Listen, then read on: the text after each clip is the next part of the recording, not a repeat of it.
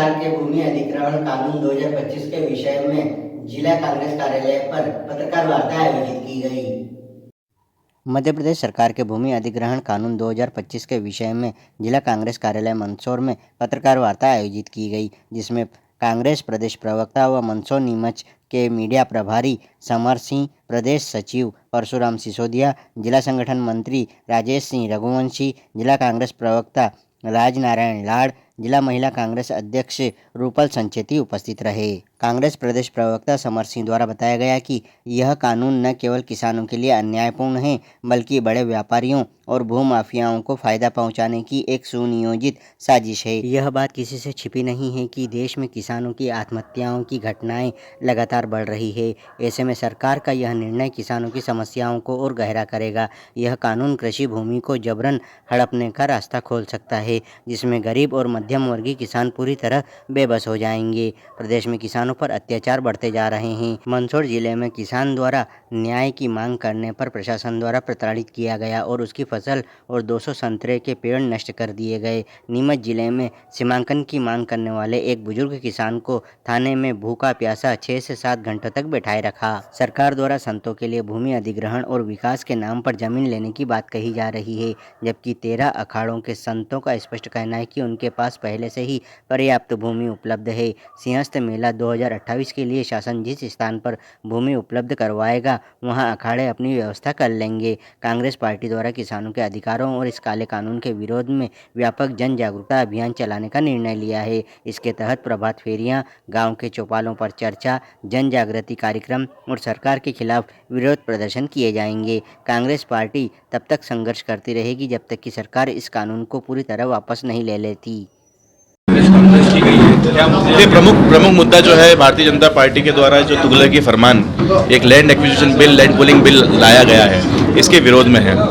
Bharatiya Janata party एक तरफ जहाँ कहती है कि वो किसान हितैषी है, वहीं पर इस प्रकार के जो कार्य भारतीय जनता पार्टी इस प्रकार के तुगलकी फरमान, इस प्रकार के काले कानून भारतीय जनता पार्टी किसानों के विरुद्ध लेकर आ रही है, उस किसान के विरुद्ध जो कि पहले से दबा कुचला है, वो किसान जिसकी पेट जो है पीठ से चिपक चुका है, वो किसान जो कभी यूरिया, कभी DAP, कभी खाद, कभी नकली बीज और इन सब चीज़ों से परेशान है। कभी बारिश नहीं होती, कभी अतिवृष्टि हो जाती है, ऋण, बीज और इसके अंदर इसका जीवन जो है ख़त्म हो जाता है। उसके बाद में जो व्यक्ति जो इतना दबा कुचला है, किसान हमारा जो अन्नदाता है इस प्रदेश का, इस देश का, उसके प्रति इस प्रकार का रवैया भारतीय जनता पार्टी का बहुत शर्मनाक है और कांग्रेस पार्टी इसका पुरजोर विरोध करती है। क्योंकि जो लैंड एक्विजिशन बिल है उसको आप अगर समझे व्यापक तौर के ऊपर, तो ये ज़मीन छीनने का बिल है और ये जो अंग्रेजों के समय में इतनी अत्याचार नहीं हुए जितने अत्याचार आज किसानों पर मध्य प्रदेश के अंदर हो रहे हैं। इसको लेकर आपके द्वारा क्या कदम उठाया जाएगा? इसके द्वारा हम लोग किसान प्रभात फेरियां निकाली जा रही है, किसानों को जो है इनके हक और अधिकार की बातों को समझाया जा रहा है, उनको अवगत कराया जा रहा है कानून से, और हम किसानों के साथ कंधे से कंधा मिलाकर उनके हक और अधिकार की लड़ाई में उनके आगे खड़े हुए हैं, दीवार बन के खड़े हुए हैं। और हम चाहते हैं कि भारतीय जनता पार्टी इस कानून को, मध्य प्रदेश की सरकार, मोहन यादव जी की सरकार इस कानून को वापस ले। प्रभात फेरी के माध्यम से नहीं होता तो आगे क्या कदम लेगा? देखिए, प्रभात फेरी तो अभी एक पहली चीज़ है जो कि उज्जैन में होना शुरू भी हो गई है। हम वहाँ पर चूँकि उज्जैन के अंदर जो है लैंड एक्विजिशन का पहला मामला आ भी गया है और ये अधिनियम बनने से पहले ही वहाँ पर हो गया था कि हम कुछ 8-10 गाँव की जो ज़मीन को सरकार जो है सिंहस्थ के नाम पे लेना चाहती, परमानेंट जो है उसका कंस्ट्रक्शन करके।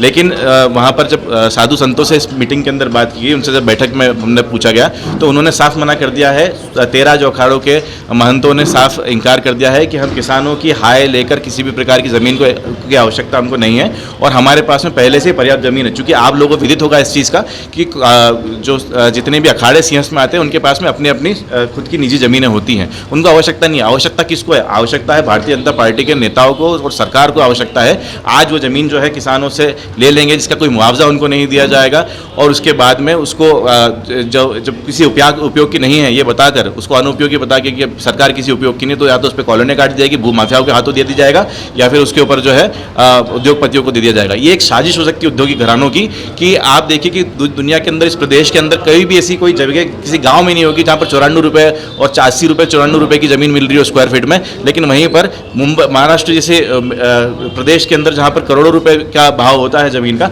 वहां पर कोड़ियों के दाम जो है उनको दे दी जाती है। तो ये जो पूरा खेल है, ज़मीन का खेल है, भारतीय जनता पार्टी इसको कर रही है और किसानों के हक के लिए कांग्रेस पार्टी हमेशा से तत्पर है। चाहे वो किसी भी समय पर अगर किसानों को आवश्यकता रहेगी कांग्रेस पार्टी की, तो हम उनके आगे एक दीवार बन के खड़े रहेंगे सरकार के बीच में। आपका नाम? मेरा नाम समर सिंह।